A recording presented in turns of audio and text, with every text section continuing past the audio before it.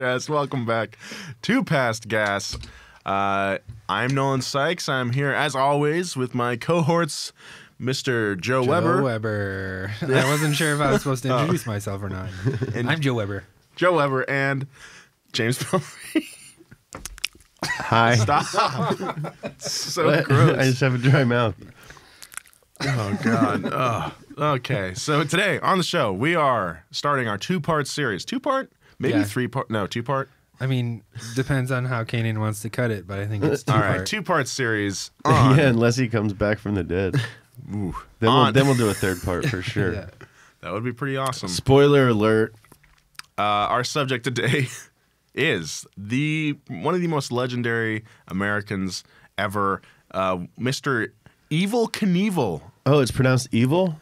What did you think it was? I've been saying Avel this whole Avel? time. Yeah. Past Gas Podcast. It's about cars, it's not about forts. Avel Knievel. Yeah, that's what I thought it was. Avel Knievel. I don't know why He's you like would some think that.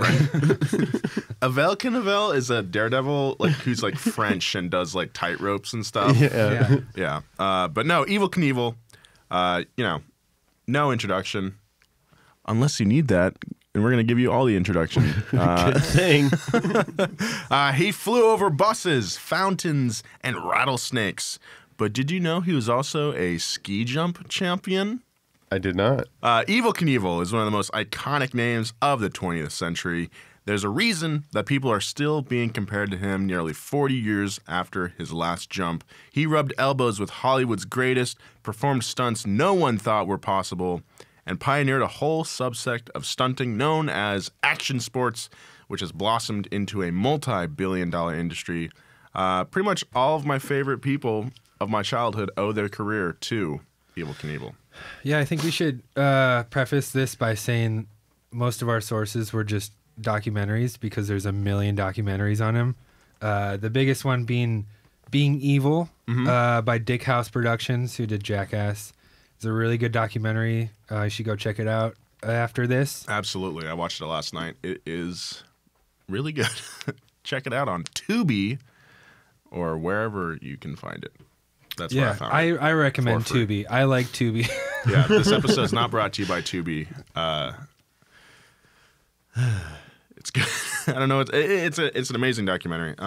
And we'll talk about it more after this is over, I guess. Knievel performed over 75 motorcycle jumps over his career, most of which were successful. Some were catastrophically unsuccessful.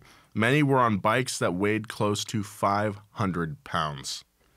Mostly That's- like Harley Davidsons. Yeah, he loved Harley. He had a Triumph Bonneville. Mm-hmm. He actually started selling Honda motorcycles, which we'll get into. But I think that's crazy because Jeremiah's our motorcycle rider, and he was like, yeah, it's like motocross people jump bikes that are like 200, 220 pounds. To That's think crazy. that he's jumping a bike that's 300 pounds more than that. Yeah. What's an animal that weighs 500 pounds? A gorilla? That's like jumping A a gorilla. Yeah, so these motorcycles, they're flat track bikes that were not designed to jump, as Joe said. He also broke many, many bones in his body and spent a lot of time in the hospital. And against all odds, he lived to 69 years old. Nice. Nice. Nice. Perhaps more impressive than his death-defying stunts was Evel's ability to act as his own promoter, hype man, and publicist. He knew how to pump up the drama and get the crowd on their feet. I think that's my favorite part of the documentary. I didn't know that he was like a handsome guy. He's super handsome know? and He's- just so confident, like oozing confidence in every interview he does. I guess it makes sense that he was so good at that because, I mean, I think if you have the mindset of like, hey, I'm going to jump over 13 buses or whatever, you also have the confidence of being like, I'm going to tell people to watch my stuff. But like, I don't know, like you talk to like race car drivers today, there's only like a few that are Yeah, like, there's only a few that can talk at all yeah, exactly. because they're all just like nerds who are best friends with their dad. So it was very interesting seeing Mr. Knievel in action. Green Anaconda, by the way, 500 pounds, Wow, which surprised me more because that's a big snake. that's a big stick. Just a big meat tube. Evil's charisma inspired a new generation of stunt people around the world. He was a natural showman, con artist, and outlaw, but he wasn't always evil. He was born Robert Craig Knievel on October 13th, 1938 in Butte, Montana. Butte at the time was a small, rough town known for two things: mines full of copper and bars full of miners. Robert's parents, Robert Sr. and Ann Knievel, gave birth to his brother Nick a year later. Then they divorced soon after. His mother moved to Reno and his father moved to California, leaving Robert and Nick in the hands of their grandparents. Dang. So I was reading up more on Butte, and there was like 30,000 people in the town, but there were 3,000 prostitutes Whoa. to like serve all the miners. So like, literally 1/10 of the population was prostitutes. That means 10 guys were doing it with the same gal. Well, Ignatius and Emma Knievel, his grandparents, showered the kids with love and affection, filling in a much-needed Ignatius. It's a crazy... We have an Ignatius at Donut. No, we have an Ignacio. Yeah, but like, That's kind of the same, right? Yeah, is it? yeah. His grandparents bought the boys bicycles and toys and took them to fairs. When Robert was 8, Ignatius and Emma took him and his brother to a Daredevil show that would forever change his life from that point on. The Joey Chitwood Thrill Show was a traveling extravaganza. Sounds like a rockabilly band. The Joey Chitwood Thrill Show. They got the freaking Joey Chitwood Trill Show. Yeah, It's playing at the fair. I'm surprised he didn't have his own signature PT Cruiser. So this extravaganza that featured stunt driver Joey Chitwood doing J-turns and driving on two wheels in what amounted to be a giant commercial for Chevrolet. What really interested young Knievel was the motorcycle stunts. Riders would smash through flaming boards at high speeds, they'd do wheelies, and jump through flaming hoops. This show sparked something in Robert. In his words, I would go home, take the fenders off my bicycle, and put clothespins and cards so it sounded like a motorcycle. that was the start of his lifelong obsession with motorcycles and danger. Did you guys used to do that when you were kids? Oh, Oh, yeah, yeah. dude. Yeah. Yeah. I used to live next to the dump. And I mean, my parents still live next to the dump, but we used to go down. Where do you live? Right by the dump. We used to hop the fence, and there was a whole section where they would bring old broken bicycles. Oh, wow. And a lot of them were like just had flat tires and stuff. So we'd throw them over the fence and fix them up. But I found a Schwinn Thrasher. Schwinn, that's hard to say. Schwinn Thrasher, Okay. which was like an old black BMX bike with gold trim. And it was so sick. And I had it for like a week, and then someone stole it out of my backyard. I've had 4 bikes stolen from my backyard. I had my bike stolen once when I was a kid. I had like left it in my front yard and didn't really think of anything of it. And when we came back from dinner, I was like, my bike's gone. What the heck? And then, What the heck? what the heck? I said, no, and I shouldn't swear like that. Who could have predicted this? But then this neighbor kid from down the street, his name was Austin. He like came back with my bike and he's like, yeah, like my mom like found your bike in my laundry room. Okay. It's I like, don't know how it I got don't know there. how it got there. Yeah. I don't know where Austin is now. I hope he's not in jail. Me too. Well, if he kept up that poor behavior, I bet that's right where he is. Yeah. Also, Austin, if you're listening, we hope you're good. I hope bud. you're okay, man. He's Seriously. probably like a finance bro right now. It's like, don't worry, bud. I am good. I own a house now. Yeah. Drinking champagne Oh, in you're a hot renting. tub. You're renting. I own a house now, bro. Okay. Just watching the podcast, our podcast Eating YouTube filet channel On his on Google Glass. yeah, he's got future glasses that we've never seen before. Don't worry, bud. I am good. Somewhat related neighborhood kid story. There's this other kid named Ruben. Love that sandwich. Yeah, Yeah, great it's a great sandwich sandwich. inventor. I bought a pogo stick from him How much? for like $5-10 That's or a whatever. good Yeah, deal. good deal. Because he was like, yeah, I'm selling a pogo stick. I want to buy a kitten or something. And we're like, all right, cool. So I bought it, and then like, what a like fanciful land Nolan grew up in. Well, I gave him money for a pogo stick so he could get a kitten. And then he came back like 2 days later. He's like, I have to buy back the pogo stick from you. And we're like, why? And he's like, my dad was mad that I used the money to buy nachos. Yeah, did he Anyway. think he was going to be able to buy a kitten for $5? Also, who buys cats? Cats just show up and then you have them for like 15 years. That's how you get cats. If you spend money on a cat, you're an idiot. They're free. They're free. Cats are free. Cats are free. Okay, so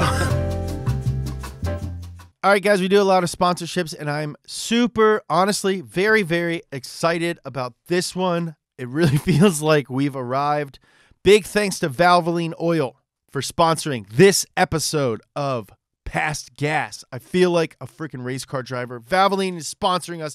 Thank you for helping us get here. Valvoline has been running the game for 150 years. That means they've been around since 1866. That's like before the Civil War. And they were the first company to file a patent for motor oil. They are technically the original motor oil. And that's not the only innovation that they've pulled off. They made the first high mileage motor oil, the first race oil, and the first synthetic oil blend. All Valvoline oils exceed industry standards to provide the ultimate protection for every engine on the road. And that is why some of the best in the biz use Valvoline, like my practically Uncle Mario Andretti and my really good, I don't know, I guess you'd call him a best friend / brother, Chris Forsberg. And me, I use Valvoline too. Now, the three of us are notoriously hard on our engines. So you know that we would only use the most durable oil. Valvoline is the only motor oil with a dedicated engine lab where they're able to run specialized engine tests and standardized engine tests right in their own facility. Thank you so much to Valvoline for getting on board with Past Gas and helping us make these shows. Support the companies that support Donut. Without them, we wouldn't be able to make any stuff. back to Eva Knievel. Robert, he found an old garage door, set it up against a washing machine, and started launching his bike off of it with him on it, I would assume. Him and his bike. He would light up the ground on fire and jump over the flames. Eventually, he found another garage door and set it up as the landing ramp. When Knievel was 13, he stole his first motorcycle, a Harley Davidson. He liked to ride the bike fast and recklessly, jumping off of whatever he could, doing wheelies up and down the streets of Butte, Montana. Like a 13-year-old, like you can tell they're not a grown-up. Yeah. They're a kid. What's that small boy doing on that motorcycle? Whoa, that kid just did a wheelie on that Harley. Yeah. I don't even think I'd be mad. No, Like, I'd be like, yeah. yeah, that's sick. And this is Butte, so Yeah. like they've never seen shit like this. They've you never know? seen anything. Yeah, They don't even have TV. that's amazing. One really funny thing that happened real quick. When he first came to Hollywood, this will come later, he was doing wheelies up and down the street and like in front of a bar that all these sportscasters went to Yeah. on like Ventura. And they all came out and watched him do wheelies. And they were like, yeah, that was the first time I'd even heard the word wheelie or knew what a wheelie was. And he was just doing That's it. amazing. Yeah. My grandma was a flight attendant and like in the 40s. And she was like, yeah, I didn't know what pizza was till I was like 25. And we were in Italy. Did she like it when she She had was it? like, yeah, it's great. Like some pilot was like, we're going to go get pizza. And her and her friend were like, What's what? pizza? What is She that? puts on her helmet. That's crazy. The point is, like, people back in the olden days, like, just didn't know. Yeah. Like, nowadays, we're pretty aware of almost everything. Everything. Yeah, the internet makes it so easy for us to just know everything. Yeah, but back then, people were like, a wheelie, you say? Well, I guess that makes sense. He is on one. He would also get the police to chase him, and he would outrun them every time. One time he was showing off for friends, and then he crashed into his neighbor's garage and started a fire. But after a couple years of thrashing his Harley around, by the way, not his Harley, he stole it. Of thrashing the Harley around, his grandma replaced the bike with a Triumph. His grandma? His grandma. His Cool grandma who's raising him. That's cool. Yeah, his grandma was really nice. His grandpa was really nice too. Helped him out with like money once in a while. But I think one weird thing that was in this documentary was the people of Butte. Sorry, I always want to say Butte. The people of Butte. It was kind of like a western kind of uncivilized town, and so they believed in like not law, but like solving it. Like settling things like a Street man justice. kind of thing. Yeah. And so they knew that he was doing this like thing, like stealing a motorcycle and riding around town doing wheelies, but it didn't bother them that much. And it was like everyone knew each other. And so it was kind of this weird, like no one cared that he was breaking all these laws kind of thing. Wasn't hurt nobody. That's chill. He was just doing wheelies. Yeah. Well, I mean, stealing motorcycles too. Well, yeah, but he probably gave it back at some point, right? Okay. When he wasn't riding motorcycles, young Robert, now going by Bob, got his thrills from throwing rocks at prostitutes and running away when their pimps chased him. Cool guy. I mean, that's a hard job already, and then he's just making it harder by throwing rocks at people. Yeah. What's his problem? Like most high schoolers, he hated going to school because it got in the way of him riding his motorcycle. He dropped out sophomore year and got a job at the Anaconda Mining Company operating a drill. But that was too boring for him. So he was moved to surface duty where he got to drive an earth mover around. He must have gotten pretty bored with that as well, because one day at work he did a wheelie in his He did a wheelie in his earth mover and drove it straight into a high voltage power line, severing the wires and cutting off power to the entire city of Butte. This guy's just like the town terror. Yeah. He was fired on the spot, but that was okay with him because anything other than riding a motorcycle was considered unimportant stuff. Knievel didn't need a boss telling him what to do. He learned pretty quickly how to use his natural charm to manipulate people. He started offering to help guard local businesses overnight for some money on the side. Bob acted as a private security guard, making sure no one broke into these stores. But if shops didn't want to pay him, he would break into them himself and loot whatever he could. This was just one of the many rackets Knievel had going on. He was also known as a great safecracker, card cheat, and stick-up kid. Means he stuck up people and he was a kid. Whoa. It doesn't mean that he was stuck up. No, it means he sticks them up. Yeah. He was the opposite of stuck up. This life of crime eventually got him arrested. I'm not surprised. While in the clink... Yeah, there's only like 8 people in his town. Well, I mean, you said there's 30,000 people at the time? But that's a small town. I mean, that's bigger than Atascadero, though. I was imagining, like, where I grew up. Sorry, my hometown of Atascadero. I was imagining, like, a 500 people town, but... I grew up... my city of Shorewood, Wisconsin, had 17,000 people. Whoa. And I feel like I knew most everyone in town. While in the clink, Bob shared a cell with another local criminal, William Knopfel. Knoffel. That's very important that you pronounce it. All right. William Knoffel. A cop on night duty saw the two and said offhandedly, "Oh, great. We got Awful Knoffel and Evil Knievel." And the name stuck.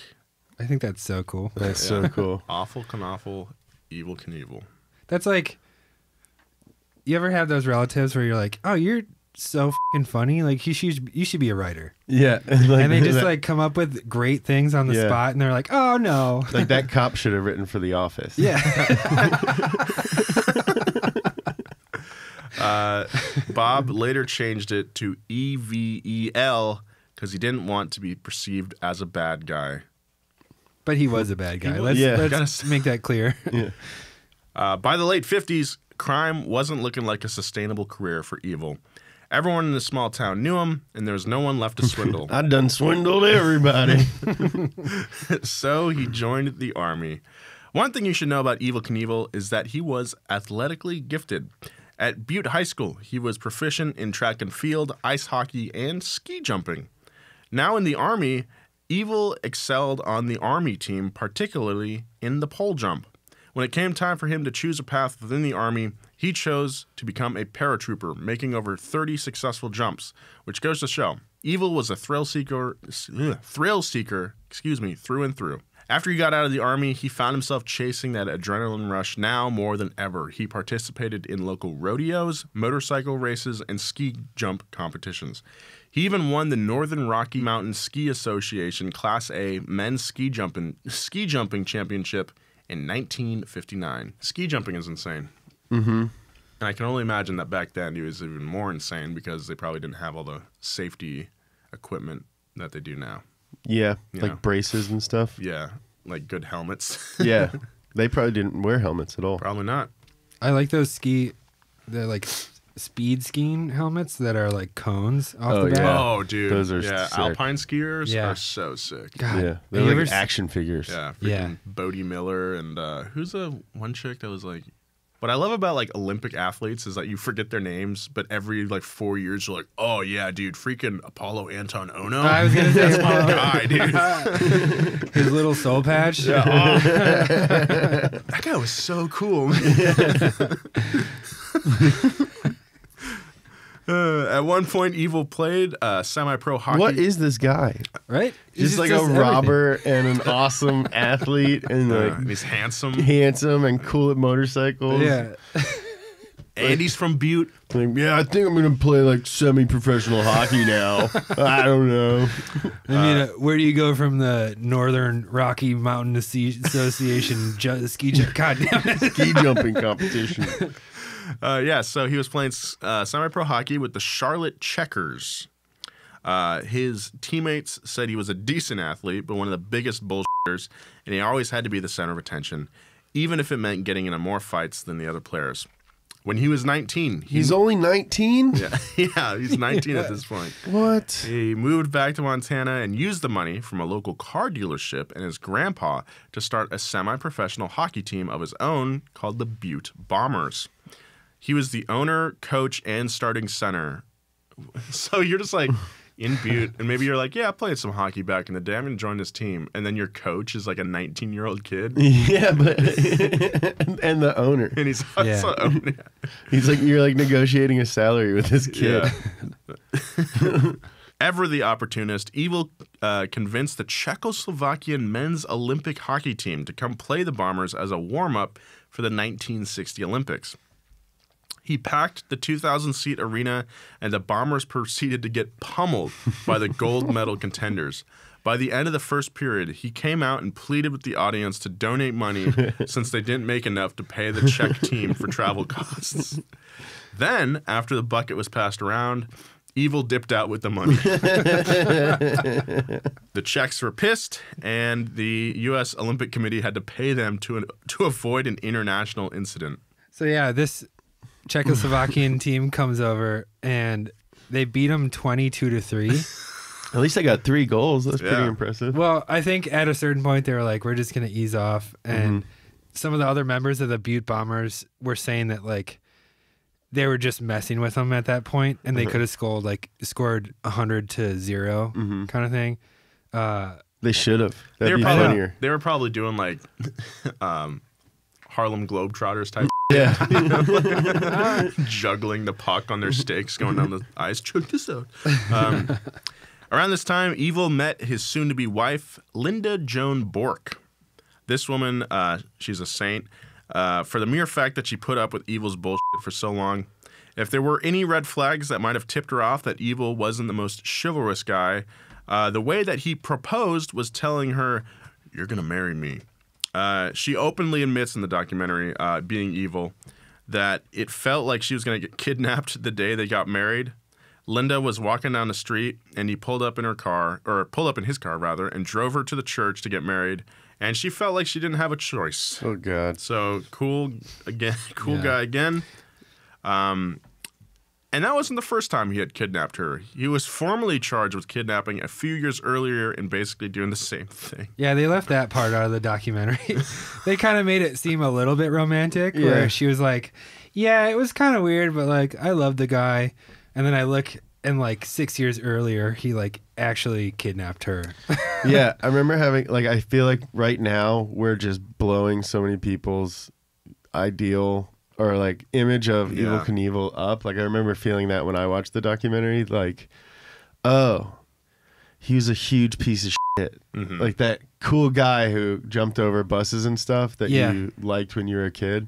It's like, oh man, this guy is just like such a bad guy. And I think like in our situations, that dude that we knew became like, he started working at Jack in the Box by the time he was 25, but he just kept succeeding and was just like so reckless and just like threw caution to the wind at every turn. And somehow it worked out for him. He just kept winning. Yeah. Honestly, man, it's just like sheer power of will can like get you so far. He like manifested all this success. Yeah, I mean, it's just like, I'm just going to do it. Yeah. I mean, that's what we learned in like, you know, with our Fordlandia episode. Like, yeah, it was a horrible idea, but like, just that arrogance. You and know? ruthlessness, Ruthless really. arrogance, Just like what the thing, like my happiness means more than anybody else. Yeah. I just want to take at least 60 seconds to thank Simply Safe for sponsoring this episode of Pass Gas. Simply Safe home security is like getting commercial grade, enterprise level security for your home. Think about the security that Fortune 500 companies use. I think about that kind of stuff literally 24 hours a day, 7 days a week. How can I get in there? How can I steal their secrets? How can I take donut from a Fortune 1 million company to a Fortune 500 company? Companies like that need to know that the police are going to be there on the scene immediately after guys like me arrive. And that is the kind of security that you get with Simply Safe. Now you might be saying, James, my doors are safe. They're thick, dude. If anyone wants to break down my doors, then good luck. Yeah, right. What are they, some sort of Bruce Lee or Jackie Chan? Some sort of Ninja Turtle karate man? Well, maybe, dude. The Ninja Turtles are real, and they aren't nice. So when Leonardo, Donatello, Raphael, and Michelangelo eventually kick down your door, which they definitely will because they are smart and not nice and they are poor, Simply Safe has entry, motion, and glass break sensors inside, as well as outdoor cameras and doorbell alerts to let you know someone's trying to break into your house to steal all your pizza and your nunchucks that you only use for decoration, but they want to use for bad. If there's a break-in, Simply Safe uses real video evidence to give police an eyewitness account of those teenage mutant ninja criminals. And that means the police dispatch up to 350% faster than for a normal burglar alarm, which is good because those guys often escape into the sewers. So go to simplysafe.com/gas today to get free shipping on your order. And that's a pretty decent amount of money because the box is very heavy. Plus a 60-day money-back guarantee. That's simplysafe.com/gas to save on home security today. A few years down the road and 3 children deep, Evel found himself facing a tough decision. He had been racing motocross professionally, but it wasn't enough to support his growing family. Plus, he had just broken his collarbone in a race, and the doctor told him he couldn't race for 6 months. He used his hunting and fishing skills to start Sure Kill Guide Services, promising clients only the biggest and most impressive trophy kills. Like most things Evel did, this venture was wildly successful, but was shut down when the game wardens realized he was taking people into Yellowstone National Park to hunt. This guy's a cartoon. This guy's insane. He doesn't care about anything. Nothing. And all this land, all these animals, might as well hunt them. Maybe it was because he respected wildlife, or maybe he had money signs in his eyes, but Evel Knievel traveled to Washington, D.C. to protest the culling of elk in Yellowstone Park. The practice of slaughtering huge numbers of elk was done at the national park, to thin numbers and give the rest of the herd a better chance of survival. Knievel thought that the elk should be transported to legal hunting areas, and he hitchhiked all the way to the nation's capital with a pair of 30-inch elk antlers to deliver the petition and 3,000 signatures. Now he's like a lobbyist. Yeah. But I think it was Mr. just because Knievel he was goes to like, Washington. Yeah. all those good elk, they could be making me money. We'll put them on the other side of the fence. Yeah. Yeah, if you totally. ain't gonna let me, you killing him anyway. It's got a fair point. Evil was passionate about many things, but none of them paid the bills. So, in 1962, at the age of 24 now, he decided to knuckle down and get a real job. He's still only 24 years old. And that's when he started selling insurance at the Combined Insurance Company of America. The owner of the company, W. Clement Stone, was also a self-help personality and suggested that Evil read a book that he wrote called Success Through a Positive Mental Attitude. And this book completely changed how Knievel thought. This dude's a character too. There's Yeah. some weird archival footage of him, and he's got like a Dolly mustache, and he's like, "Success is based off of your mental attitude." Yeah. And he's like, I feel weird, fantastic. Yeah. It's so weird. weird ass dude. Evil brought the same level of intensity to selling insurance that he did to stunting. He was a gifted and charismatic salesman. One day, he went to a local mental hospital and walked from room to room selling insurance to mental patients. He ended up selling 110 policies that day and 271 of them for the week, breaking a national record for the company. But when he went to W. Clement Stone and demanded that he be made vice president, Stone, for some reason, denied him.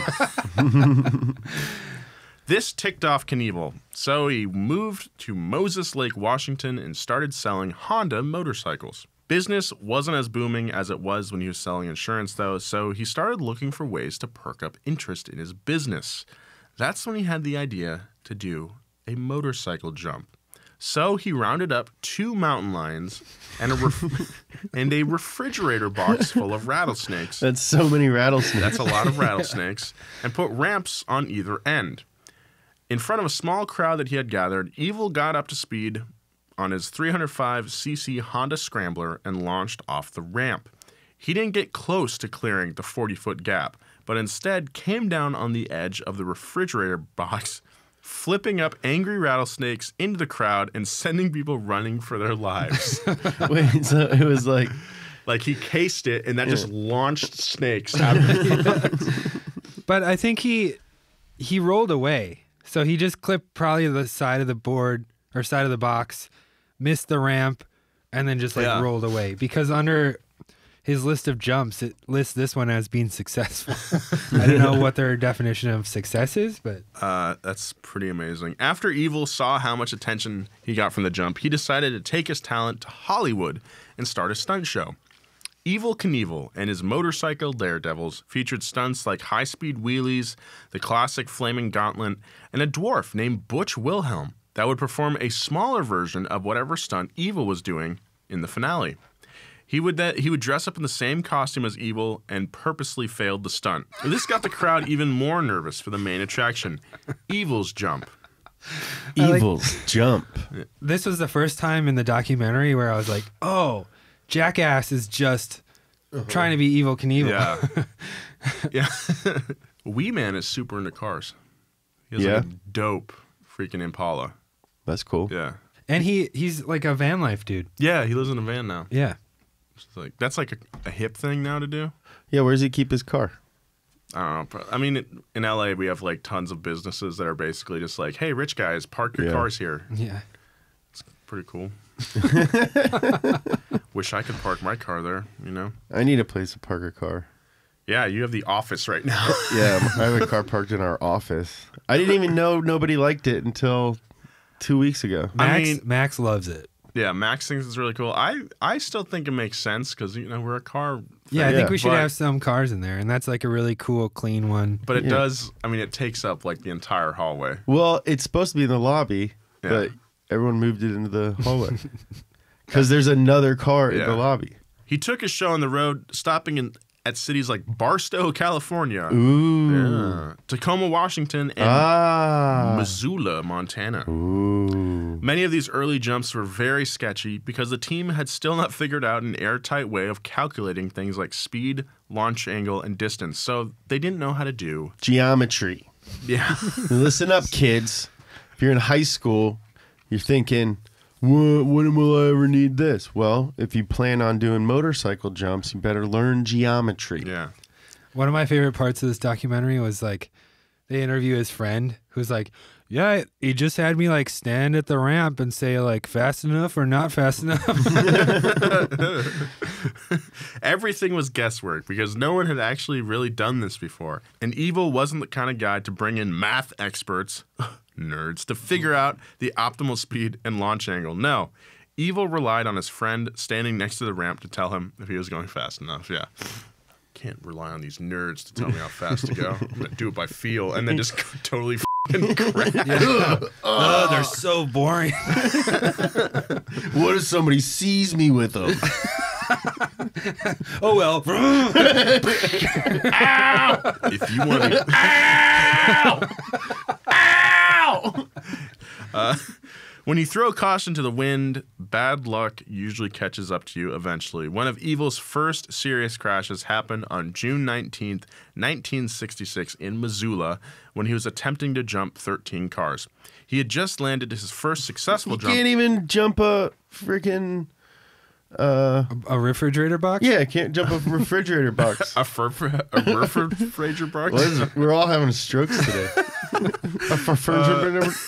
He had just landed in his first successful jump over 12 cars in Post Falls, Idaho, only 2 weeks earlier, and felt confident adding another car's length to the jump probably wouldn't be a big deal. Evil revved up his Norton 750 Atlas and ripped down the runway, took off. It was obvious from the jump that he didn't have the speed to clear all 13 cars. He and his 400-pound Norton came crashing down violently. Knievel broke his ribs, his arm, and was knocked unconscious.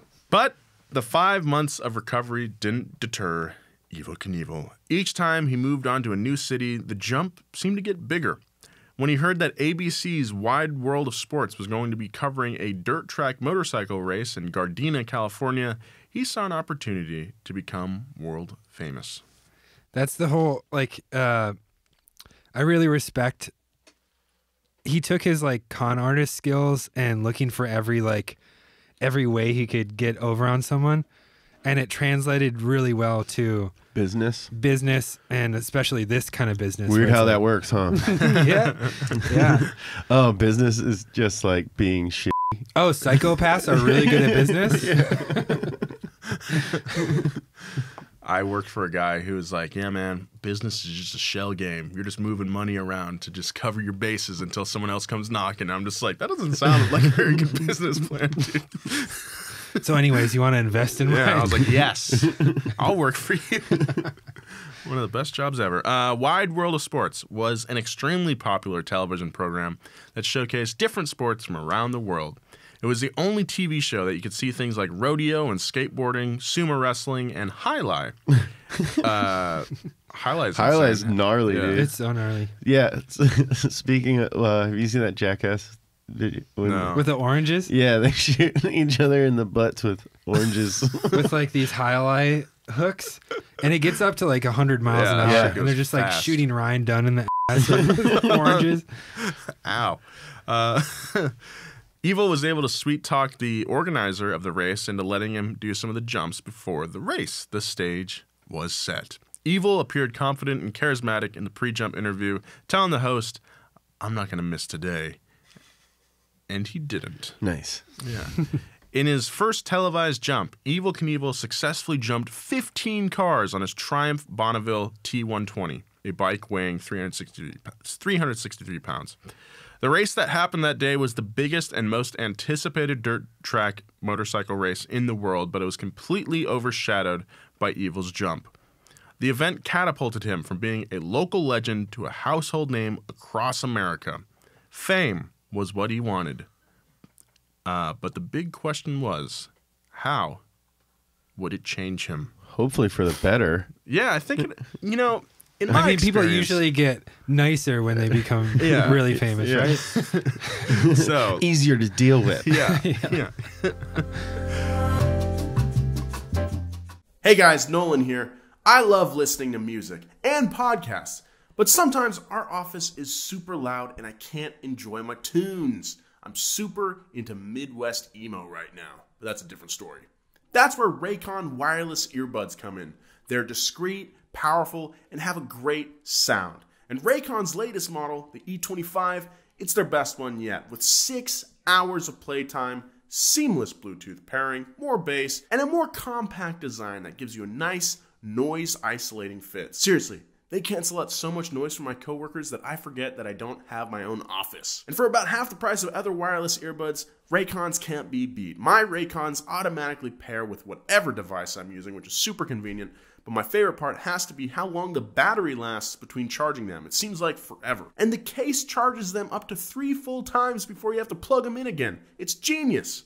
Now's the time to get the latest and greatest from Raycon. Get 15% off your order at buyraycon.com/gas. That's buyraycon.com/gas for 15% off Raycon wireless earbuds. Please support them by buying yourselves some freaking wireless earbuds. They're great. They got the Nolan stamp of approval. Thank you so much for sponsoring the show, Raycon. I love you guys. He was an action figure. Yeah. The wind-up He Knievel started out robbing people, Yeah. and then he became an action figure. He's basically Ice-T. I want Yeah. an Ice-T SVU action figure. That better be a thing. You just pull the string and goes, that's messed up. Mark Wahlberg used to rob people. I bet he's an action figure, like a Transformers action figure or something. Yeah. I bet his chest is like way bigger. Yeah. I think they use the same chest for a lot of those guys. When we inevitably get action figures, James, do you want like a really ripped action Yes, figure? absolutely. I want to be like He-Man. You should, James and his lawyer and his buff lawyer. Yeah, it's a dream of mine to just have the buffest lawyer. Like, I don't even care if he's good at law. I just want him to be too big to button his top button. I took a class at LACC. You're hired. Technically, I'm just what do you call it? A notary. I deliver summons. Just like I go into meetings with the buffest Yeah. lawyer, just like bulging out of a He suit. can't even like move his Sleeveless arms. suit. Yeah, and he like makes a shake like in the meeting. Super disruptive. Yeah, he's just like, I gotta get my calories. I'm bulky. Sorry, yeah. Don't mind my Huel. Huel. Oh boy. All right. Well, Evel Knievel was traveling city to city with his stunt show, Evel Knievel, and I forgot what they're called.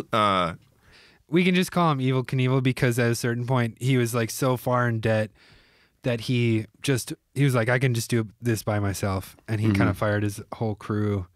So this is like around. Well, that they time. left. They're just like, we're not getting paid, so we're Yeah. just gonna like dip. It was 'cause- $50,000 in the hole in Yeah. 1966 or whatever. That's like $18 billion today. yeah. at Don't least. even fact check that. It's true. So, yeah, he was traveling city to city, each time jumping further and higher on his motorcycle. Ever since his first injury in Missoula, Montana, he had successfully landed 9 out of his last 10 jumps. Evel was on a roll. He had received a little bit of national attention when he appeared on ABC's Wide World of Sports, but he needed a big stunt to really get his name out there. That's when he started planning a jump over the fountain at Caesar's Palace in Las Vegas. The glitzy Vegas Strip would be the perfect background for his longest jump yet, 141 feet from ramp to ramp. There was only one problem. Nobody in Vegas knew who Evel Knievel was.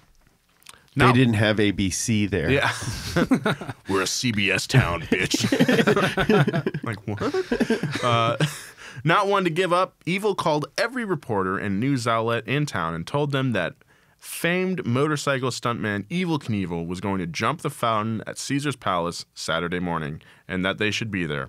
Then he called the guy who ran Caesar's Palace, posing as a reporter, and asked him if it was true that Evel Knievel was going to jump the fountain. Each time he would call back as a different reporter, he would mispronounce his own name. By the end of the week, the guy who ran Caesar's Palace is basically like, I don't know who this guy is, but I guess we have to deal with him. If I know anything about casinos, that's exactly what the guys who run them sound like. Yeah, like Home Alone 2. With your stolen credit card. Evil had sold the idea before he even knew if the jump was possible. Great planning.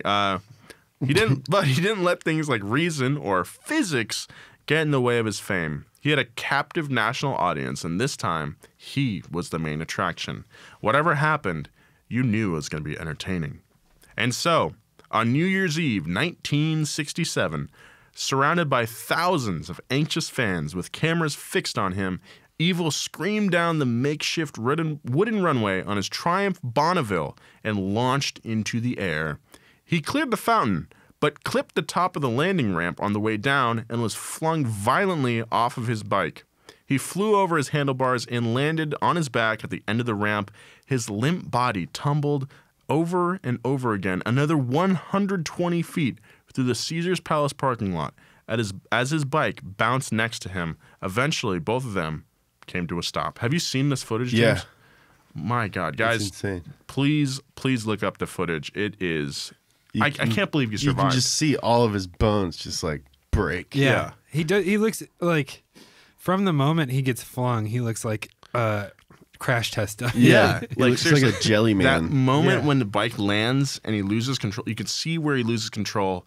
And how many times you guys have like been in those situations where you're It's you're this like, is about to be really bad. yeah, you're like, oh, like I'm just like a meat bag, you know, like I have dreams like that all the time where I'm like, because it happened a lot in skateboarding because I love bombing hills.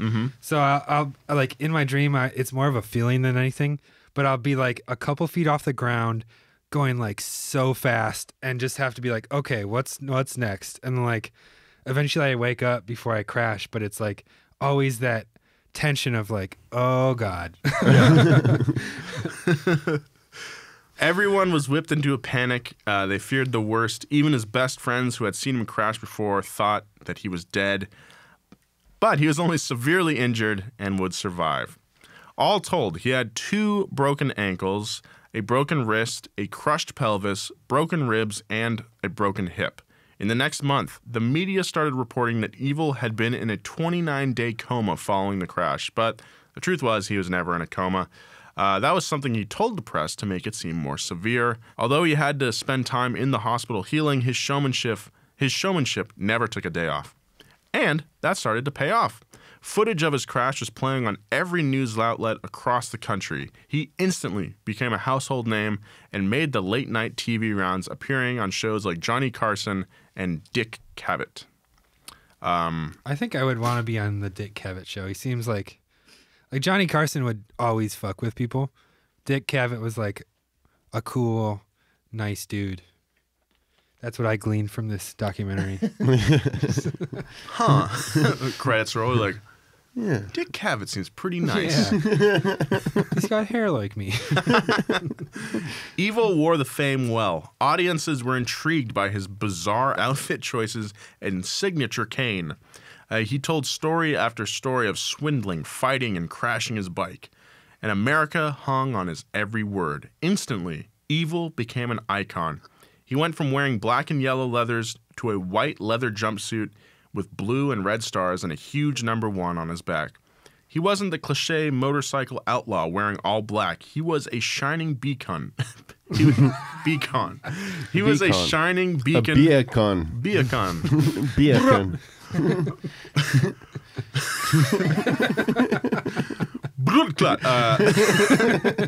He was a shining beacon of courage and grit. I'm gonna make some bacon. The kid that looked up to Evil the most was his son, Robbie. His son would tour with him, and before jumps, would do wheelies on his tiny motorcycle, pumping the crowd for his dad. Robbie followed in Evil's footsteps, becoming a stuntman himself. He broke nearly all of his dad's records, but he would never get to the same iconic level that his dad did. So I think, yeah, there's something to be said about when you're so iconic and you have a kid that wants to be you. Yeah. They never had to go through like the same struggles as you, and so I think that's always like probably rough on them. Yeah, that's why like sure. Bob Dylan's son was Jacob Dylan. Yeah, Yeah, but dude, he wrote One Headlight. Yeah. Great song. Do you know? Or like Flowers. Will Smith's son is like Jaden Smith. Yeah, it's like, and he's got like a decent flow, but it's like I don't trust anything that's coming out of your mouth. Like he grew up in a house that literally has leather carpeting. Yeah. Yeah. Yeah, that's so true, man. And so the only I was trying to think of like who lived up to their dad's big name, and I think Riley Hawk is like the closest. Tony Hawk's son. Yeah, he just came out like he could have been Skater of the Year this year. Like he's amazing, and he's not doing vert like Tony Hawk did, so like, it's a little Yeah. bit different. But like he's so good, and He he's was like in his own that. person, too. There was that Thrasher water park video that Riley was in that, right? yeah, and Tony Hawk was Yeah, in. Tony did the loop, right? Yeah. Yeah, but Riley had some really, really cool shit in Yeah, that video. he's like really a solid skater, and he's like on Baker, which is like Birdhouse is like, you know, World Industries. All those kind of board companies are just like the. You can buy Birdhouse shirts at Kohl's. Yeah, Yeah. it's like the department store brand, but he went for Baker, which is like all the stoners and losers, and I think and now they made like a Tony Hawk deck for Baker too, which Oh, I that's think is sick. really cool. That's awesome. The Jamie Lee Curtis also. Her mom was in Psycho. Yeah. Yeah. And her dad was Tony Curtis. Yeah, dad was Tony Curtis. Her dad was Tony Curtis. Yeah. Yeah. And now she's in freaking yogurt commercials. Also, who else? Well, Lots of actors. Junior, Dale Earnhardt Jr. Dale Earnhardt Jr. Kate Hudson. Kate Hudson, almost. Kurt Russell. Kurt Russell, Kurt for Russell. sure. Yeah. Amazing. Yeah. Emilio Estevez. Oh, he's a Sheen, right? Yeah. Yeah, that's right. Where did Estevez come from? That's his real name. That's Oh. that's their. Sheen was like a Hollywood name. Really? Yeah. Whoa. That's crazy. Yeah. The stuff you learn on Past Gas, huh? Okay, so the stunt shows were netting Evel Knievel a very decent chunk of change, but he wanted more. So when Ideal Toys approached him to make a motorcycle toy, he happily obliged. The Evel Knievel toy was a smash hit right out of the gate. From 1972 to 1977, it made Ideal Toys and Knievel over $125 million. That's $539 million in 2019 money. my Wow. goodness. That's a lot of money. Yeah. We got to figure out a toy. Evil had dreamed about getting rich ever since his first jump, and now he had finally hit pay dirt. He wasn't ashamed to spend his money. Nice. Yeah. I want to know what he bought. Well, I'll tell you. He bought Okay. one, but not one, but two Lear jets, private jets, countless cars, including a Cadillac pickup truck. Basically, like it was like an El Camino with a Cadillac front It's end. so right? sick. It's bright red. He drives it everywhere. That's right. It's really cool. He built a sprawling estate with a custom gate with the initials EK made of iron. Knievel bought expensive designer clothes and started partying with celebrities, doing his fair share of drinking and increasing amount of pain pills. That's what, like, the risk of breaking every bone in your body. Yeah. You might get addicted to pain pills. Yeah. He was the man of the hour at Dean Martin's Celebrity Roast and was roasted by famous people such as Don Rickles, Nipsey Russell, and Dr. Joyce Brothers. That's where Nipsey Hussle got his name, huh? Really? Yeah. No, I mean, you're just figuring that out. I don't know who Nipsey Russell is. He's one of the coolest basketball players of all time. All right, well, shit. I thought I picked these three people. There was like a ton at this roast. Dr. Joyce Brothers is funny. Yeah. Yeah, just to get roasted by her. Yeah. I'm sure he hated it. He's like sitting there. He's like, I'm gonna punch her in Yeah. the face. She's a fake doctor. I've never seen a woman doctor in my life. Do surgery then. Do Go it ahead. right now. You can do it. Oh, Yeah, you're yeah. a doctor? And he breaks his arm. Yeah, come on. Fix my arm, please. But there's like a million people at this roast. It's worth a watch, at least for a couple minutes. Dean Martin is absolutely smashed. Yeah. And has to give the opening statement, and it's just like, oh. I heard that he faked being drunk. Oh, really? Yeah. and he would just have apple juice. That's hard to do Whoa. convincingly. Yeah, Yeah, I think I wanna- maybe he said that after people were like, "You drink too much." He's like, "No, I'm just faking." No, it's apple juice with egg whites on the top. Evil constantly cheated on his wife with other women.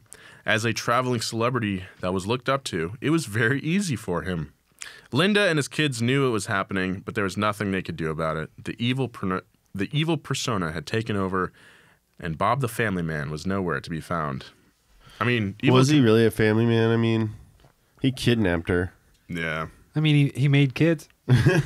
He had a family and he was a man, so yeah. I love that show, Family Man. Carl.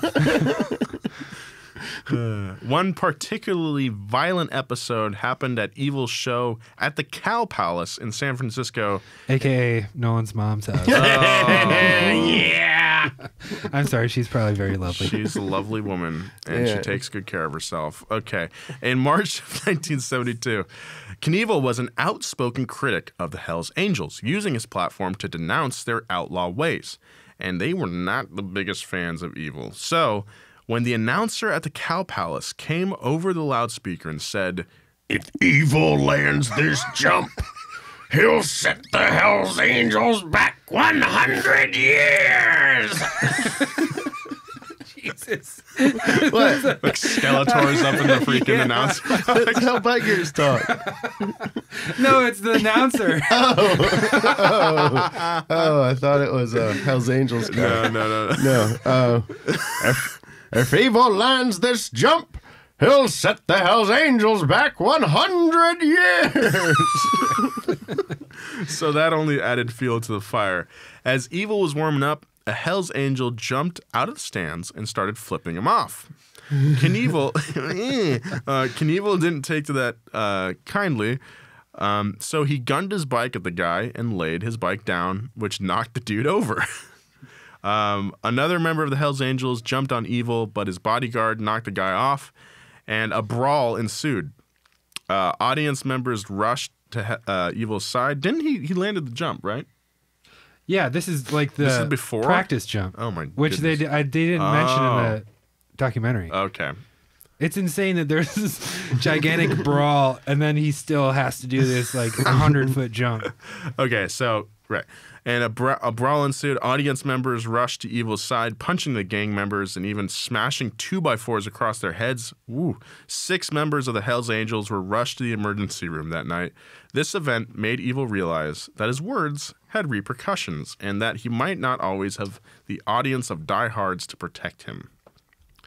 Not a good time. So then after that whole brawl, he had to do the real jump. Yeah, and he landed it. So he set him back 100 years. He did yeah, it. I guess he did. Wow. Because they're still like Yeah, they had to stop riding motorcycles because they're not invented yet. Yeah. yeah, law. It was the law. They ride horses now. You're just like going down like the 110 and you just come across a group of like 100 horses and these big dudes with vests on. They can't use electricity at their house. You get close to them and they're like, "Hey, hey." They don't know what phones are. A script for a biopic based on Evel Knievel's life was written, and the actor George Hamilton was attached to play Evil. When Hamilton met up with Evil at his Sunset Strip hotel to go over the script, he met a different side of the man. Alcohol and drug abuse, plus the incident with the Hells Angels, had made Evil into a very paranoid and impulsive man that the public never got to see. Evil demanded that George read the script to him, and when George said no, Evil pulled out a gun and put it to George's head and made him read the entire screenplay then and there. It's like putting a gun to like Ryan Reynolds' head. Yeah.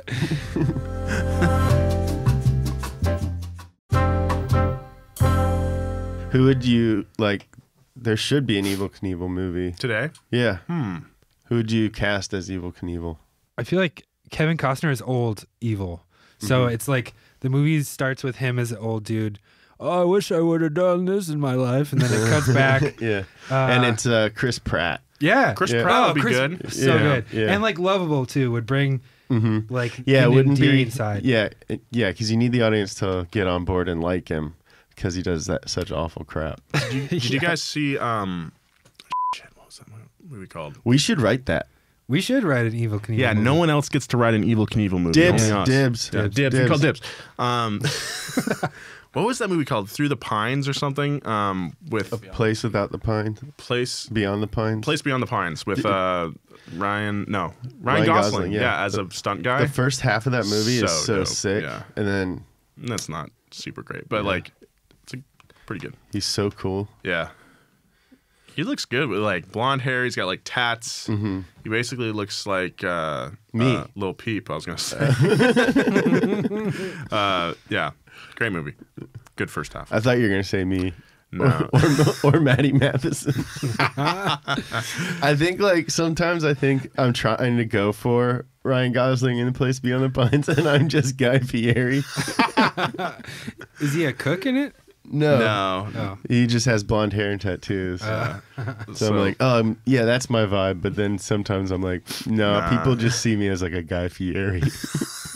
Honestly, Guy Fieri had like somehow brought it around from being like this Yeah. corny dude Well, to he- being like he leaned respected. into it. You know, Yeah. he like accepted that people see him as a meme, and he's just like, all right, if that's the case, well then I'm just gonna. Yeah, I'm a human meme. I'm Guy Fieri. Yeah. The Like- emoji. Yeah. There's no way I can't be Guy Fieri. Yeah. Yeah. But then he goes and marries like 100 lesbian couples. Hmm. And he like catered yeah. a bunch of same-sex weddings for free. Yeah. It's cool. He's a cool guy. He's cool. The one thing I don't like about Guy Fieri is that all of his cars are the same color. They're all Yeah. yellow, Oh God. which is like fine, but I like, love mustard. yeah, it's just kind of weird. I It's think just boring. you gotta mix it up a little bit. Yeah. Yeah. So the movie, 1971's Evil Knievel, didn't do as well as they hoped. It was full of long, rambling monologues and corny catchphrases, much like this podcast. And George Mo Pow, baby. George Hamilton failed to capture the larger-than-life essence of Evil. The critics hated it, and Evil wasn't a huge fan either, but it did fuel his ego and inspired him to act in his own follow-up biopic, Viva Knievel. That movie somehow did worse than the previous one. The most surprising thing about it was how bad Evil is at acting. That's because acting is really, really hard. During his stunt shows and late-night appearances, his confidence and charisma, they were undeniable. But on the big screen, he failed to deliver. None of his charm translated, and his performance was very, very awkward. At least Evil still had his stunt shows to fall back on. As his ego and persona grew, so did the distances he was jumping. He went from 13 cars to 15 cars and 2 vans to 100 rattlesnakes, and by the mid-70s, he was regularly jumping over 100 feet. During this time, he only used one kind of motorcycle, a Harley-Davidson XR 750. This 82-horsepower beast was developed for dirt track racing and had a top speed of 115 miles per hour. At nearly 300 pounds, one thing it definitely wasn't made for was jumping. But considering some of the other bikes Evil jumped were 500 pounds, the XR 750 was an improvement. This would be his bike of choice until he retired. For a while, he was successfully jumping 10 Mack trucks lined up side to side. Evil was in peak form around 1974, which is when he announced that he would jump the Grand Canyon. That Grand Canyon's big, dude. Yeah. This can't be more than 100 feet. If people thought there was any ounce of self-preservation left in him, all that had gone out the window. At this time, he was truly a living legend that was doing stunts no one thought was possible. So it was completely feasible that he could actually achieve this jump. But he ran into a problem pretty quickly. Evil and his team spoke to the Secretary of the Interior, Rogers C.B. Morton. And according to Evil, Morton signed off on the jump, only to go back on his word a short time later. This didn't sit well with Knievel, who wasn't the type to take no for an answer, obviously. So Yeah, he kidnapped his wife. So they looked at comparable gorges and settled on Snake River Canyon in Idaho. To make sure no one from the government could put a kibosh on the jump, Evil leased the land on either side of the river. The distance from side to side was 1,200 meters, so it was going to take more than a motorcycle to clear it. Wait, James, your brain's a calculator. How many feet is that? 3,900. 30. That's 3,900 feet. Yeah. That is 0.75 miles. Wow, I can't believe you did that off the top of your head. Yeah. Me neither. I blacked out. Where are we? Oh, my nose is bleeding. Whoa, it really Oh, is. 11. Evil's idea was to strap into an open cockpit rocket and launch himself over. Only no one on his crew had any experience with rockets. So they hired some, quote, rocket guys who designed a steam-powered missile. Yeah, I can design a rocket for you. Well, before this, didn't they have an idea to, like, put rockets onto his motorcycle? I think so. Yeah, like they just put, like, there's these little rockets they use to, like, help planes take off in short distances, and they just strap 2 of those to a Harley Davidson, and that, like, the Harley would not be able to hold those things. They would shoot off. Yeah, they would just shoot off. So they went with the steam rocket idea. Hey, this is kind of a off topic, but I watched Tokyo Drift last night. Mm-hmm. And Great film. Best, maybe the best one. I really like it. I think Han's my favorite character. Mm-hmm. But for a split second, they show in Han's garage an orange motorcycle with 2 Nas tanks on the side of it. But then they never do anything with it. Chekhov's motorcycle. You got to use that motorcycle if you show it off, you know? Yeah. Oh, dude. That'd be cool if it came back in Fast 9. Oh, they should. They're like, hey, remember that motorcycle we hinted at 10 years ago? Yeah. You're finally going to see it. Oh, God. Finally. We've been wondering what it was this whole time. All right, so Evil, according to the team's projections, Evil would need thousands of pounds of steam-powered thrust to achieve close to 350 miles an hour in just a few seconds to clear the canyon. Then his parachute would deploy, and he would float safely back down to Earth, landing on the other side of the canyon. Solid plan. Yeah, it was pretty insane, even for a seasoned vet like Evil. Every day, more and more people gathered around the launch ramp site, staking their spot to watch the historic jump. Soon, thousands of people were camped out. Organizers set up food and beer stands. News crews set up shop. 28 different motorcycle clubs showed up, and as food and beer supplies started running out, things started to get a little out of hand. There were fights, fires, and general mayhem. The motorcycle clubs tipped over semis full of beer and looted them, then set the containers on fire.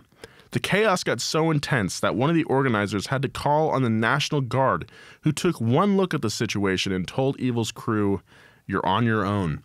Evil's crew sent... Wait, You're not allowed to say that. No, that's like the last resort. Yeah. It was like Woodstock 99. Yeah. Basically. The funniest thing to come out of all this was like kind of at the peak mayhem. A high school marching band showed up and started playing and like marching, and like the motorcycle clubs just like split them up, and there's like people like marching off, and like one tuba player, like all these not Hells Angels, these motorcycle clubs started stuffing shit into his tuba, like beer bottles and bras and stuff. So while all that was going on, Evil's crew sent a few test versions of the X2 SkyCycle rocket over the canyon. Those fell short, which made the growing crowd question if the launch would actually work. But it was just a ploy. It came out later that Knievel instructed the rocket crew to intentionally underpower the rocket to increase the drama. Evil had also had a gravestone constructed for the same reasons. Like they're going to just bury him out there. Yeah. Better be ready. Yeah. That's the rule. I can't think of like a worse place to be buried. Like, just imagine if it didn't, like, if you go over, he crashes, they recover the body, there's thousands of drunk people around, and there's like, we're just going to bury him here. And then, I'll help you dig. like, actually, you could probably dig a pretty deep grave. Yeah. Oh, jeez. Okay. Although these gimmicks were just macabre theater. I put a couple words in here just to with no. Test me. Hate you. Evil was genuinely concerned he wouldn't make it. This would be the longest jump he had ever done in a vehicle he had never even used before. People around Evil said that he was increasingly nervous the day of the jump. Yeah, I would be too. And this wasn't his usual confident self, but there was no way he could back out of this one. And one of the producers made sure of this by hiring guards armed with shotguns to intimidate Knievel in case he changed his mind. That guy's a shithead too. Yeah, what a dick. The day of the Snake River jump had come. Evil was unusually quiet. The crowd watched patiently at the edge of the canyon as news crews from all over the country went live. Evil hugged his crying kids and was lifted. Can you imagine? Just like your dad's like, all right, I'm going to go get in that rocket now. Guess I'm just going to do this. I have to do this.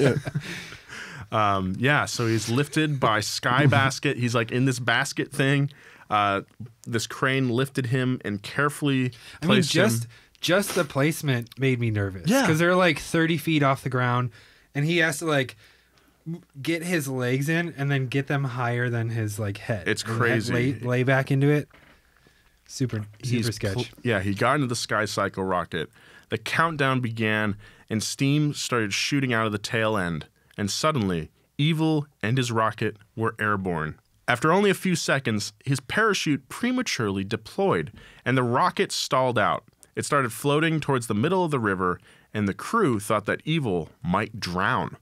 But luckily, a strong headwind blew Evil and his rocket back onto the banks of the river. On the launch side, he survived with only a broken nose. Fucking nuts. Yeah, that guy. that fucking guy, man. No one knows exactly what went wrong that day. But the theory is that Evil pulled the chute early because he wasn't confident the rocket would make it. One of the producers of the stunt knew that Evil was going to try and blame the crew, who he believed had made the proper calculations. So he got out ahead of it and told the press that Evil had pulled the chute himself. It didn't matter, though. The already underwhelming event was overshadowed by another event that happened the same day. President Gerald Ford pardoned Richard Nixon. So, I mean, we still don't really know what happened, right? They're very murky. The one thing about this documentary is they're very conscious about offending his estate. Mm-hmm. And so I think it's pretty obvious that he did pull it because he was so nervous. Yeah. And I don't know why he pulled it then when he was right over the river. If you, like in our biopic, are we going to have him pull it or not pull it? I think it's going to be like, did Han Solo shoot first? I know. That's exactly what I was thinking. You can, if you're watching this on YouTube, leave a comment below.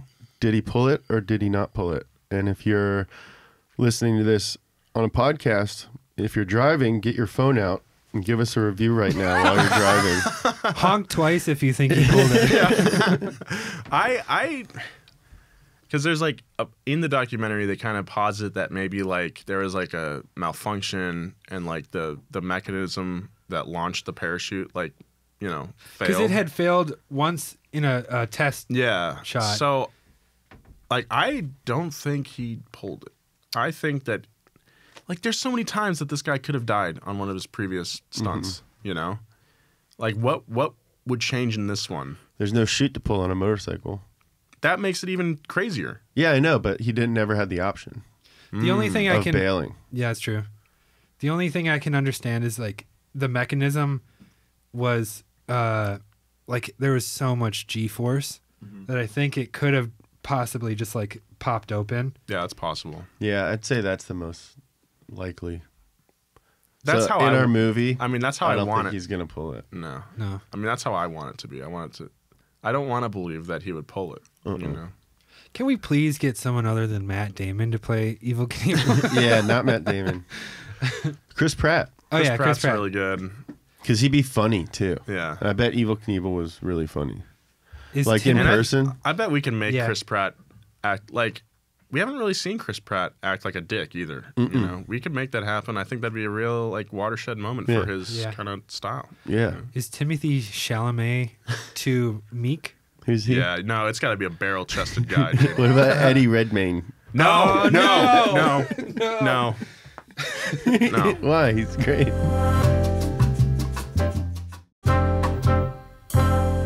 So, one of the last stunts that Evel Knievel performed happened in May 26, 1975, at Wembley Stadium in London, England. London, England. Wembley. He wasn't as well known there yet, and the show only sold 3,000 of the 90,000 possible seats at the stadium. No, I'm not really interested in seeing that tonight. I don't want to see a man. Come on, you tea sipping asshole. No, I don't think I want to watch a man kill himself. Calls himself. What's his name? Evil Neville. Evil Neville. That don't sound very fun. No. Sorry, there's a rugby game. I'm going to go watch rugby. I don't want to see a man get hurt, but I will watch rugby. So to put butts in seats, Evil did the only thing he knew how to do. Some reckless shit. At the first press conference he held in London before the jump, the first thing Evel Knievel said was, I'm so glad we came here and won the war for you. Drop the mic. After the You're supposed to actually drop the mic. You don't say that. Oh, sorry. I wrote this down earlier in the hotel, complete with stage directions, and then I'm nervous, so I read them. After the press conference, 80,000 tickets were sold. They're probably like, we want to see this guy fail. Yeah, now I would like to see him die. Now that he said that. The Wembley jump was going to be one of the biggest Evil had ever attempted. Lined up side by side were 13 buses, which was a gap of 120 feet. He ripped down the runway, took off, and cleared 12 buses. This was one of the most brutal crashes Evil ever experienced. He bounced off the 13th bus straight over the handlebars. After that, it was 150 yards of tumbling and snapping until the bike landed on him. When two crew members ran up to help him, they tried to lift the motorcycle off of him, and one of them accidentally turns the throttle. The back wheel starts spinning inches away from Evil's face until they're finally able to get the bike off of him. That's whenever you see motorcycle accidents, there's like a lot of them, a surprising amount have people just like grabbing the throttle. Yeah, because you're not thinking. Yeah, and it's like, vroom, vroom, and it's like literally this far. That's a scary clip for sure. Evil demanded that his crew help him stand up, and reluctantly, they did. Evil was handed a microphone, and the first thing he said was, I gotta tell you, you are the last people in the world who will see me jump because I will never, ever jump again. The stadium was shocked for two reasons. One, that he was retiring, and two, that he was conscious and standing up, able to talk. Knievel had suffered a broken hand, fractured pelvis, and a concussion. He was also burned very badly from when the motorcycle landed on top of him. Despite his injuries, he called NBC from the hospital to tell them not to run his quote because he was going to do another jump. The Kings Island jump of October 15th, 1975 is the longest successful jump Evil ever made. 14 Greyhound buses at a distance of 131 feet. He started tipping backwards in the air, and by the 14th bus, his bike was basically vertical, but he landed on the back tire and rode away clean. You guys got to watch this clip, Kings Island, because it is one of the sketchiest landings I've ever seen. He looks like the toy. Like when you see the toy, it's just like, vroom, and then it somehow lands. He never, like, he didn't do practice jumps, so he never learned how to, like, control the bike in the air. Jeremiah had a good point about it, where he's like, every like motocross rider nowadays, like, granted they're different bikes, but like the whole controlling your bevel in the air is so important. Like, yeah, if you're like on throttle, then you go like more vertical. Yeah, and if you're off, then you go more. Yeah, if you press the back brake, you start to pitch forward. Yeah, you can use the gyroscopic, force of those wheels to kind of like pitch you around, which is sick. Yeah, so sick. Yeah. Knievel became increasingly paranoid and violent during this time. He got really into guns. When his friend and promoter Shelley Saltman released a biography on Evil that was less than flattering, Evil came up to him and beat him with an aluminum baseball bat while bodyguards held Saltman. He ended up serving 6 months in prison for his crime. There's a kind of a crazy part of this where he negotiate. Of course, he negotiates like work release, Mm-hmm. but he would literally have a limo pick him up from the prison and drive him to a bar for 8 hours. That's pretty cool. And then I think he kind of got in trouble or something, or like the prisoners started, other work release prisoners started like complaining about it. So then he hired limos for all of those other work release prisoners. That's like, what a fun day. Like that makes prison just like, all right, for 6 months you gotta sleep in this crappy apartment. All right. Do I have to like go to work or anything? Nope. Don't go. You can hang out at the bar. If you Yeah, want. limo will pick you up. Go to whatever bar you want. After this incident, he lost the toy deal with Ideal Toys, and his revenue stream dried up. The house was repossessed. His Learjets and cars were sold. Evil was about to hit rock bottom. I mean, if you sell 2 Learjets, you're like rich again. They're really expensive. Yeah, I don't understand. He's got a lot of stuff that you Yeah. can sell. Just have a big garage sale. Well, I mean, you just think about all this, like you see in the documentary, like he has insane clothing, all the cars, like you gotta be financially like responsible. Even if you have a ton of money, you can still blow all that money. You That's know? true. Yeah.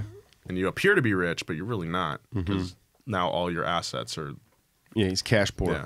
I think it's cash really funny that he's this macho figure, but one of his biggest idols was Liberace. That's awesome. And he loved how Liberace dressed. But like back then, like Liberace wasn't. Yeah, they didn't Out. know. Yeah. Yeah. poor. Well, it's so like Wow, he must get so many chicks.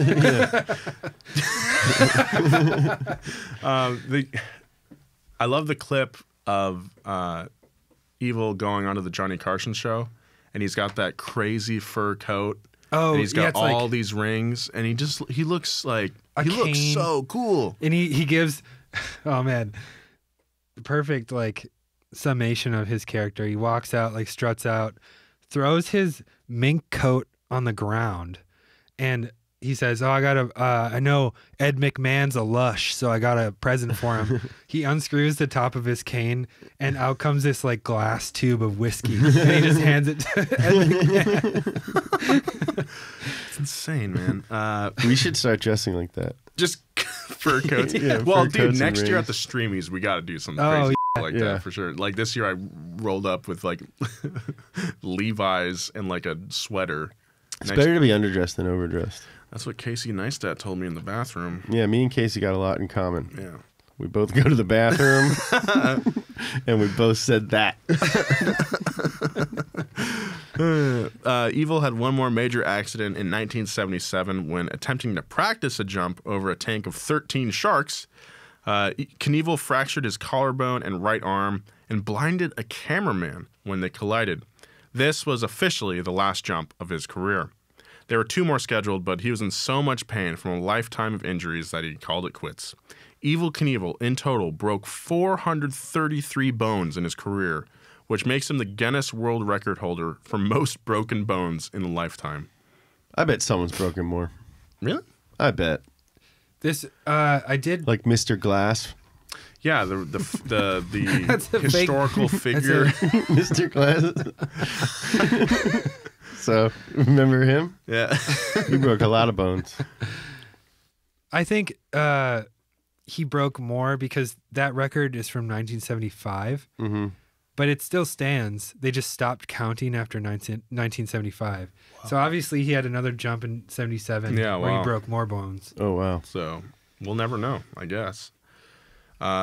His life in the 1980s was one of relative obscurity, but his brand got an unexpected boost in the early 90s when he became the spokesman for Harley Davidson, Little Caesars, and Maxim Casino. Nice. Pizza? Pizza. Yeah, eats a pizza, baby. I'm going to jump this pizza.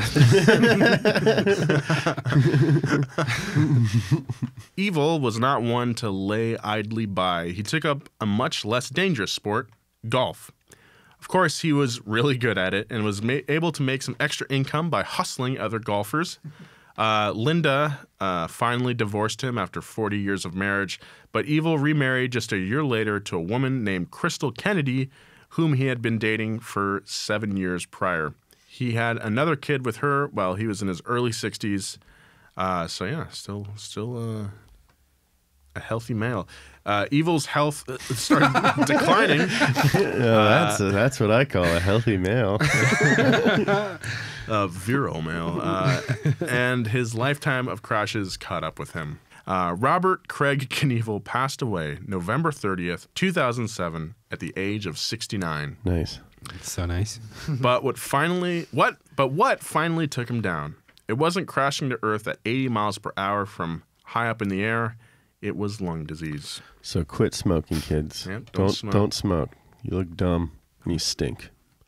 Can you imagine how awful it must be to be like in your 60s after breaking 433 Oh my God. bones?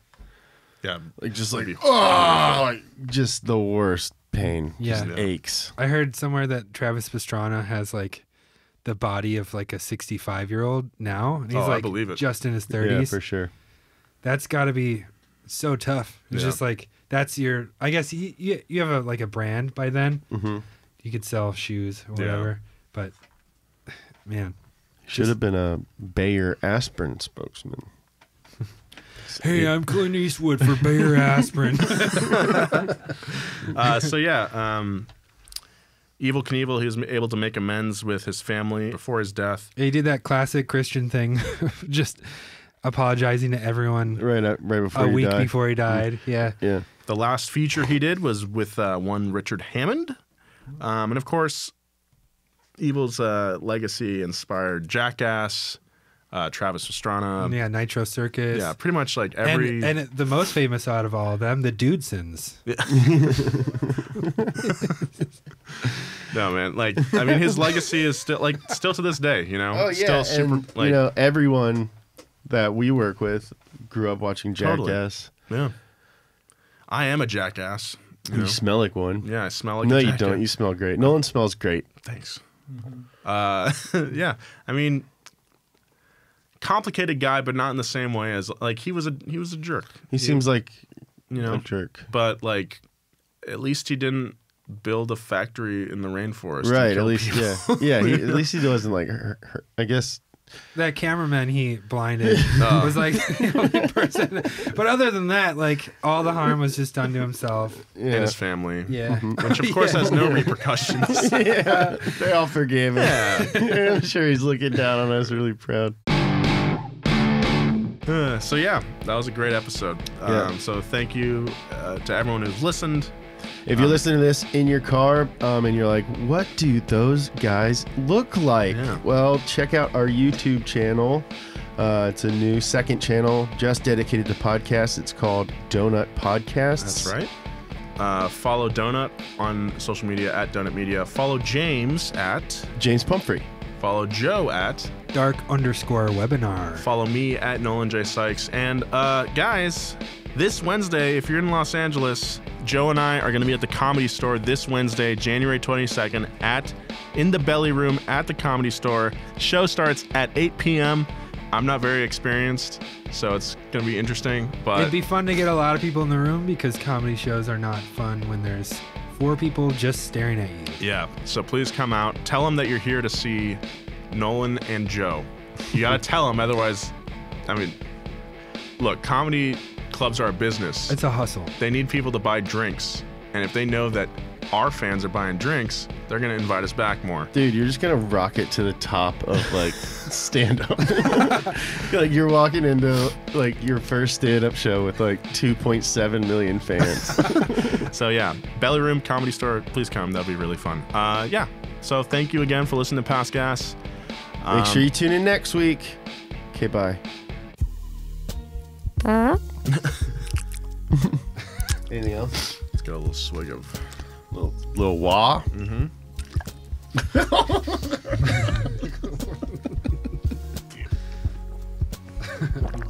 God damn it.